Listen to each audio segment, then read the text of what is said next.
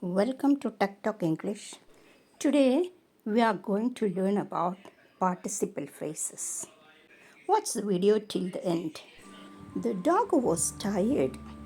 The dog went to sleep.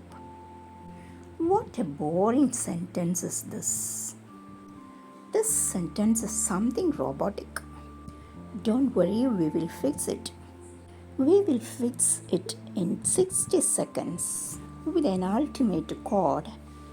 Participle phrases. Okay? Yes, today we are going to deal with participle phrases. Before that, we should know what is a participle. It's a verb act as an adjective. The crying baby needed sleep. Here, crying is the verb describing the baby. So it's an adjective. It's ending in ing. So it's a participle. It's called present participle. Now let's see what's a past participle. See the next sentence. The broken window was expensive to repair.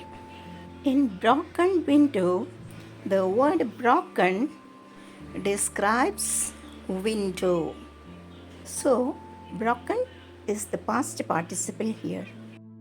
So in the sentence, the crying baby needed sleep. Crying is the present participle. The broken window was expensive to repair. Broken is the past participle.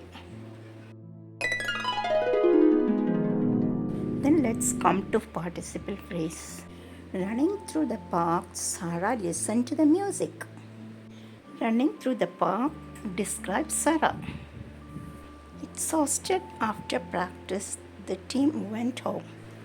Exhausted after the practice is the participle phrase that describes the team. Now let's see why writers use these phrases. Let's compare these two sentences to clear that. Jake opened the door, Jake was smiling. This sentence is repetitive. See, it's boring too. See the second sentence, smiling, Jake opened the door. It sounds more natural and smoother. So they improve sentence flow, reduce repetition, make writing more vivid. Walking to the school is the present participle phrase here that shows the action happening now. But past participle phrases usually describe a condition or a completed action. See the example. Surprised by the news is the past participle here. It describes Mia dropped her phone. Where to place participle phrases? It can be at the beginning, in the middle, or at the end of a sentence. No matter where it appears, it should clearly describe the noun. Here is a common mistake. Running down the street, the backpack fall off Sam's shoulder. That sounds funny because the backpack isn't running. Sam is running. The participle phrase must describe what? The right subject. Now let's see the usages of past participle. Past participle phrases are used to combine two phrases into one. Look at the sentence. He has a headache. So he can't do his homework today. There are two sentences. Which one is the reason? He has a headache. Is the verb active or passive? Yes, the verb is inactive. Which participle should we use? Present or past? So present participle we should use. Having a headache. He can't do his homework today. Having a headache, he can't do his homework today. So having is the present participle here. Having a headache is the participle phrase here. Here is a test for you. Which sentence uses participle phrase correctly? Barking aloud, the mailman avoided the dog. Barking aloud, the dog chased the mailman. Pause the video and choose the correct one. The correct one is B because the dog is barking here. Thus, let's recap here. A participle is a verb acting like an adjective. The participle phrase adds detail and improves sentence flow. Then let's come to second usage. That's to combine two actions that happens at the same time into one sentence. Normally we use the connective when to combine the two actions that happened at the same time in one sentence.